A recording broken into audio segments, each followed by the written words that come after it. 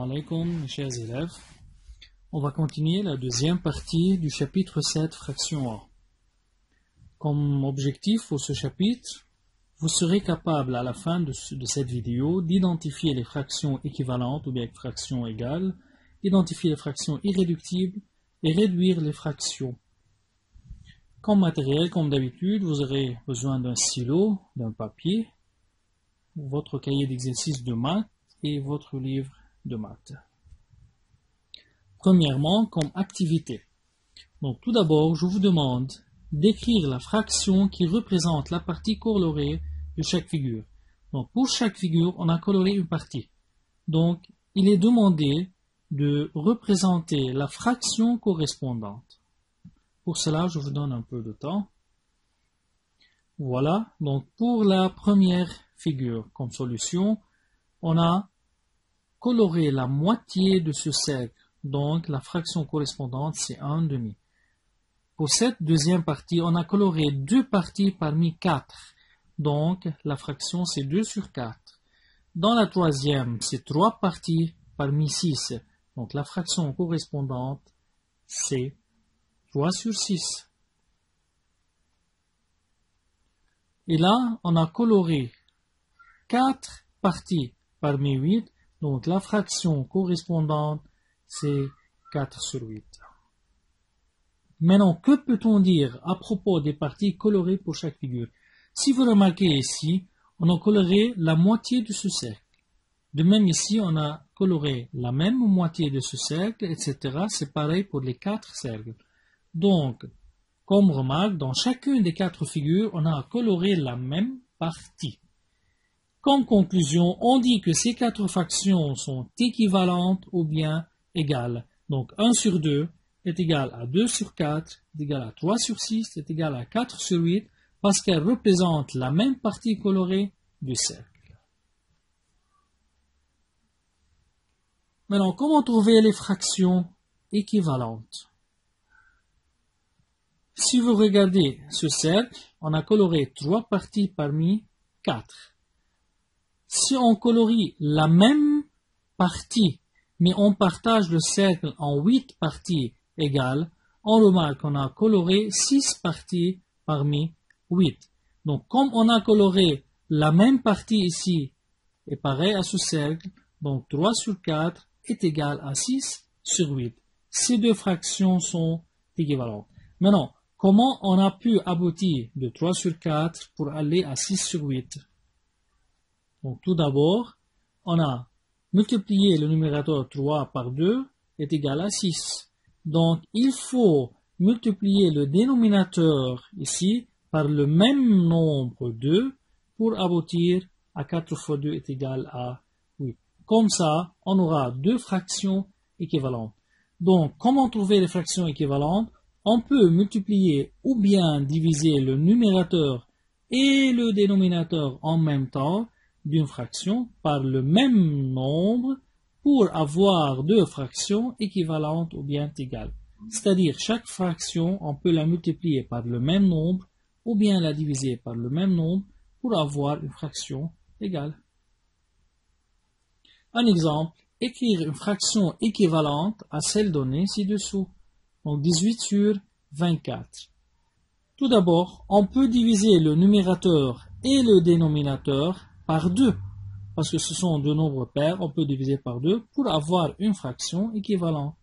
Donc si on divise 18 divisé par 2 est égal à 9, et 24 divisé par 2 est égal à 12. Donc 18/24 est égal à 9/12. Ce sont deux fractions équivalentes. Comme application, complétez en remplissant les cases vides. Donc, s'il vous plaît, arrêtez la vidéo pour que vous puissiez vous-même remplir les cases. Voilà comme solution. 16 pour aboutir à 4, on a divisé par 4. Donc 12, on doit la diviser par le même nombre 4 pour aboutir à 12/4 est égal à 3. Donc 16/12 et 4/3 sont deux fractions équivalentes. Dans cet exemple 45/81, ici on a divisé 81 par 9 pour avoir 9. Donc on doit diviser 45 par le même nombre 9 pour avoir 5. De même, ici pour aller de 5 à 15, qu'est-ce qu'on a fait? On a multiplié par 3. Donc de même, on doit multiplier 9 fois 3 pour aboutir à 27. Donc ces trois fractions sont des fractions égales ou bien des fractions équivalentes. Bon, finalement, vous aurez une tâche à la maison. Il faut réviser la page 91 du livre. Et après, vous faites le devoir exercice 1, page 26 du cahier d'exercice et l'exercice 15, page 99 du livre. Dans cette partie, on va savoir simplifier des fractions, c'est-à-dire la rendre en la forme la plus simple qu'on appelle irréductible. Dans cet exemple, on a 20 boules, parmi lesquelles on a 15 boules bleues et 5 boules rouges. En total, on a 20 boules. Donc la fraction qui représente les boules bleues est la suivante. C'est 15 sur 20. Donc 15 boules bleues parmi 20 boules en total. Maintenant, pour simplifier cette fraction, on a parlé avant comment trouver une fraction équivalente à 15 sur 20. On peut diviser 15 et 20 par le même nombre. Donc 15 divisé par 5 est égal à 3 et 20 divisé par 5 est égal à 4. Donc ces deux fractions 15 sur 20 est égal à 3 sur 4 sont deux fractions équivalentes. Maintenant 3 sur 4, là c'est 3 boules bleues parmi un total de 4. Est-ce qu'on peut encore simplifier 3 sur 4? Évidemment, ce n'est pas possible. Donc, 3 sur 4 est appelée la forme la plus simple ou bien la forme irréductible. Alors, finalement, pour simplifier une fraction, divisez le numérateur et le dénominateur en même temps par leur PGCD. Donc, c'est le plus grand commun diviseur entre ces deux nombres. Le PGCD de 15 et 20 est 5. On dit que 3 sur 4 est la forme la plus simple où elle est irréductible. Bon, je donne un exemple. Écrire la forme la plus simple ou bien irréductible de 8 sur 16. Tout d'abord, on va chercher le PGCD de 8 et 16. Pour chercher le PGCD, on va trouver d'abord des diviseurs de 8 qui sont 1, 2, 4 et 8. Puis les diviseurs de 16 qui sont 1, 2, 4, 8 et 16. Évidemment, le plus grand commun diviseur, c'est 8. Donc leur PGCD est égal à 8. Donc on a intérêt à diviser le numérateur et le dénominateur par le même PGCD 8.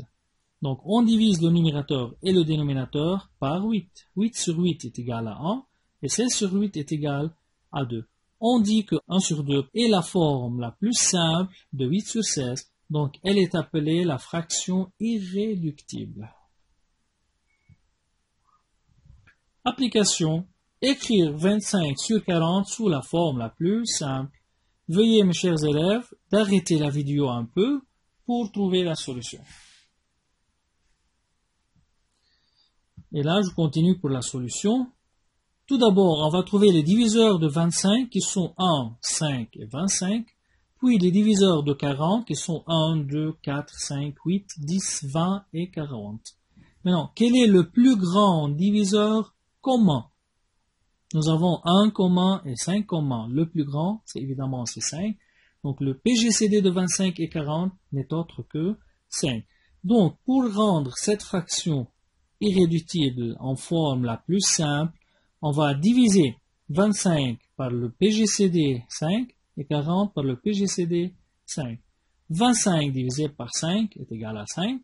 40 divisé par 5 est égal à 8. Donc on dit que 5 sur 8 est la fraction irréductible de 25 sur 40. Bon, comme tâche, vous allez réviser, mes chers élèves, la page 92, comment simplifier la fraction du livre. Et comme devoir, vous allez effectuer les exercices 2 et 3 de la page 26 du cahier d'exercice. Finalement, je vous donne un résumé. Donc la fraction décimale, c'est-à-dire le quotient de la division a un nombre limité après la virgule. Fraction non décimale, c'est-à-dire la division est infinie, c'est-à-dire elle a un nombre illimité après la virgule. Fraction équivalente, ce sont deux fractions égales.